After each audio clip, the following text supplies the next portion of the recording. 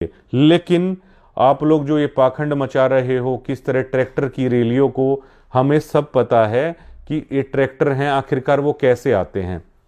और महाराज जी के बारे में पुराने भक्तों ने बताया कि कोई अगर चोला धारे हुए या जटा वाले अगर कोई साधु आ जाते थे तो संत रामपाल जी महाराज ये कहते थे कि भगत जी, वैसे संत की पहचान या भक्त की पहचान है ऊपर के जो बाह्य जो चीज़ है उससे नहीं होती है।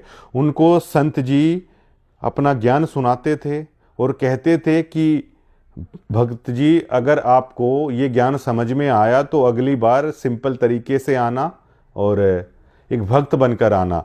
अगर आपको ये ज्ञान समझ में नहीं आता है तो आश्रम के अंदर दोबारा से मत आना। लेकिन आज ढोल नगाड़ों के साथ स्वागत करके संत रामपाल जी महाराज की जो असली जो प्रणाली है उससे खिलवाड़ करने की कोशिश है वो की जा रही है। 50 ट्रैक्टर जो है यहाँ पर पहुंचे, 50 नहीं 150 ट्रैक्टर आए हैं। मदीना गांव से 150 ट्रैक्टर यहाँ पहुंचे पूरे काफिले के साथ और खुशी से गाते हुए ढोल बजाते हुए, आप देख रहे ढोल बज रहे हैं। और बोलने की स्वतंत्रता आपको भी है, बोलने की स्वतंत्रता हमें भी है।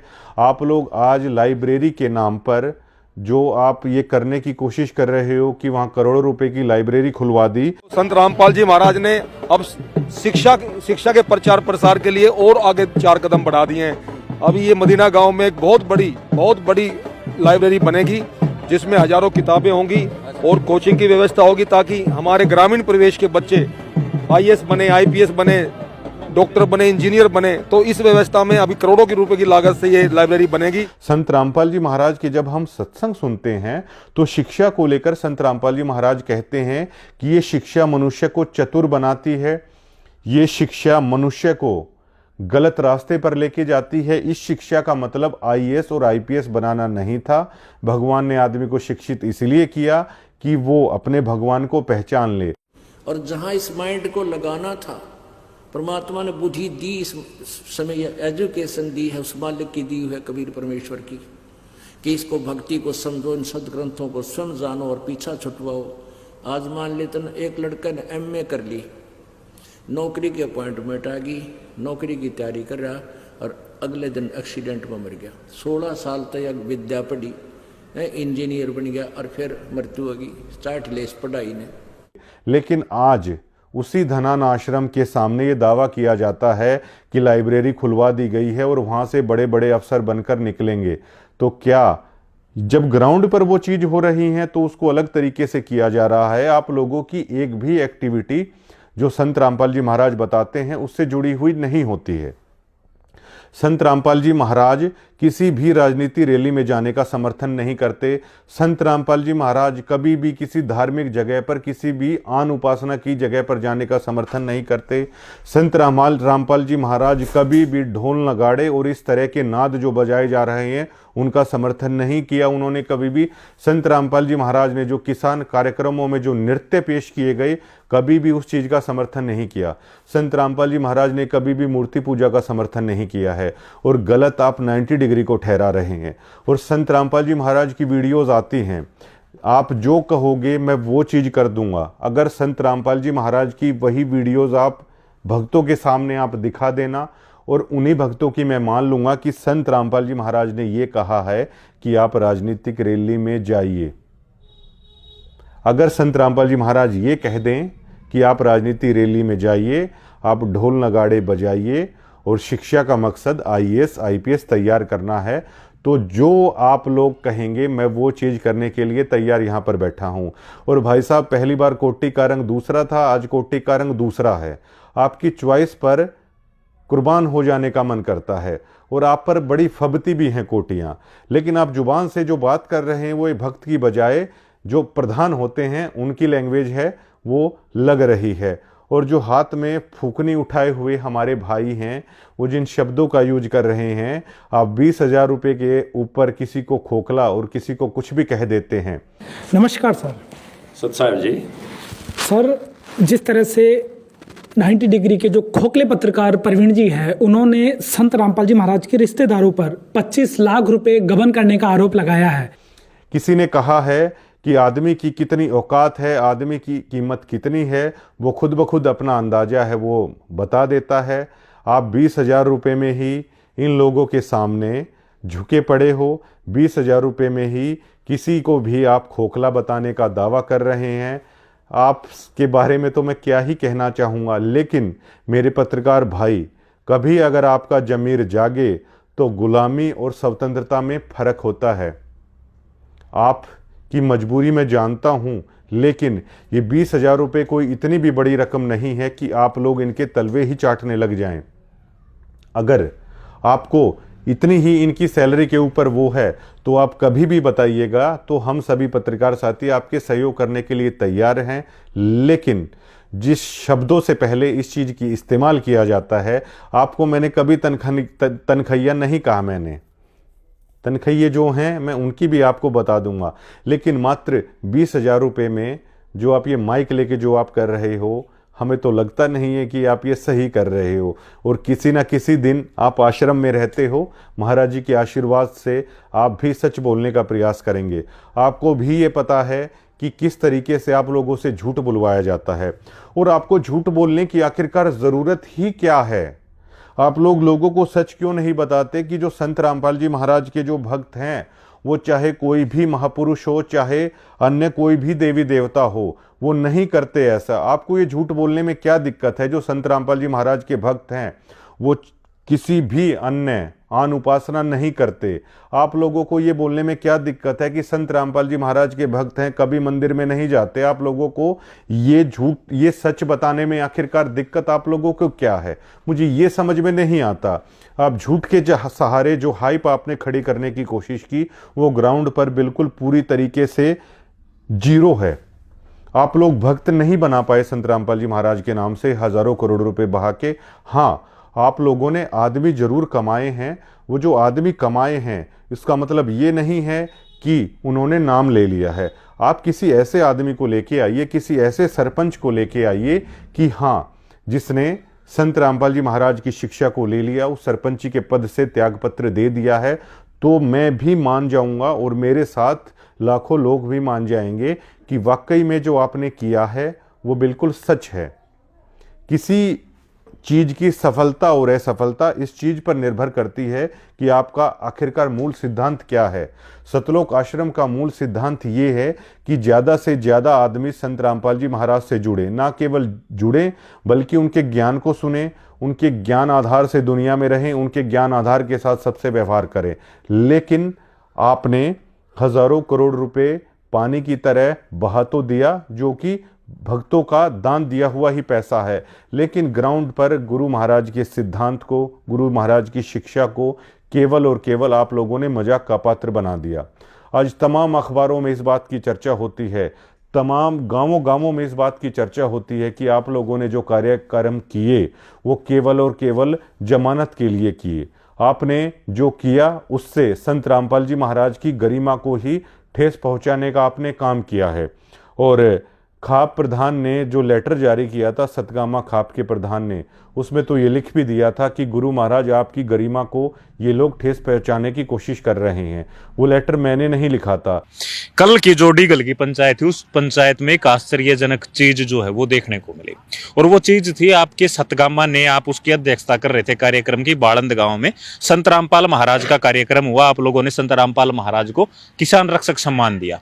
किसान रक्षक सम्मान था ना वो? हाँ जी, किसान रतन किसान गौरव रतन बाड़ंद गांव की पंचायत ने संत रामपाल महाराज को दिया। और संत रामपाल महाराज की जो कमेटी है, जिस कमेटी को आप लोगों ने सम्मान सौंपा था, कल वो कमेटी जो है संत रामपाल महाराज की, वो तो डीगल गांव की पंचायत में बैठी थी। आप लोगों ने जो पगड़ी दी थी, वो लोग सब उस पंचायत में बैठे थे। इसके ऊपर क्या कहोगे? क्योंकि डीगल गांव में तो कोई सम्मान समारोह नहीं हुआ। सम्मान समारोह सतगामा में हुआ, बाड़ंद में हुआ, और श्रीपाल बाड़ंद उसकी अध्यक्षता कर रहे थे। इस पर क्या कहोगे? इस पर यही है कि कुछ भगत अलग अलग तरह के होते हैं, तो वो वहाँ चले गए। हमने यहाँ 105 गांव, मेरा सतगामा नहीं था, 105 गांव थे और गणमान्य आदमी भी थे। और संत रामपाल के जो कार्यक्रम था, जो किसानों के लिए उन्होंने बाढ़ में 700 गांवों के अंदर जो पूरा पानी निकालने का काम किया था, उसके लिए हमने उनको किसान गौरव सम्मान दिया था। और वहाँ की आसपास की पंचायतों ने मुझे कहा, तो मैंने उसकी व्यवस्था की थी। और जो आप कल के बारे में कह रहे हो वहाँ जाने का, वो मैंने संत रामपाल को आज एक चिट्ठी लिख दी है। भाई ऐसे भक्तों को ऐसे पंचायतों में जाके और इस तरह का एंट्री करना वो गलत है। मैंने संत रामपाल को भी आज चिट्ठी लिख दी है। आपने चिट्ठी लिखी है? मैंने चिट्ठी लिख दी है। तो क्या उम्मीद लग रहा है आपकी पंचायत है जो आप लोगों ने सरोखाप के लिए चिट्ठी पाड़ी है, क्या आपकी पंचायत में भी संत रामपाल के समर्थक आने की उम्मीद है, उनकी कमेटी के लोग आने की उम्मीद है? देखो सरव खाप में किसी भी राजनीतिक आदमी की, देखो आपने वहाँ भी देखा होगा, हमारे सतगामे में अगर कोई प्रोग्राम होता है तो किसी भी पार्टी को नहीं बुलाया जाता। हमारे सतगामे में नियम है। और ना ही जैसे ये आयोजक हुआ तो इसमें जो 105 गाँव थे सिर्फ पंचायत, उसमें भी किसी यहाँ के किसी राजनीति आदमी का वो नहीं था। और मैं भी कभी भी एज ए सतगामा प्रधान किसी राजनीतिक मंच को या किसी पार्टी को एज ए सतगामा कभी मैं ये नहीं कहता कोई किसी की वोट दो।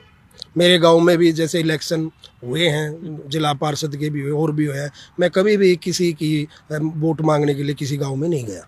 तो इस पंचायत में, सरोखा पंचायत में आप संत रामपाल महाराज का समर्थन मांगेंगे? जो कमेटी के लोग वहां गए हैं उनको आप बुलाने का काम करेंगे? नहीं, उनको मैं क्यों बुलाऊंगा जो उनकी जरूरत ही नहीं है, उनकी एंट्री की जरूरत ही नहीं है। सरव खाप में को वो सरव खुद में ही सरव है, उसमें सब कुछ आ गया। ठीक है। और आप गांवों में जाइए, आप अपने नॉर्मल भक्तों को लोगों के बीच में बिठाइए। वो लोग ये कहते हैं कि सिर्फ राजनीति करने की कोशिश है, वो इन प्रोग्रामों के द्वारा वो करने की कोशिश की गई। संत रामपाल जी महाराज हर बात को जानते हैं। अब की बार तारीख 8 महीने बाद की लगी है।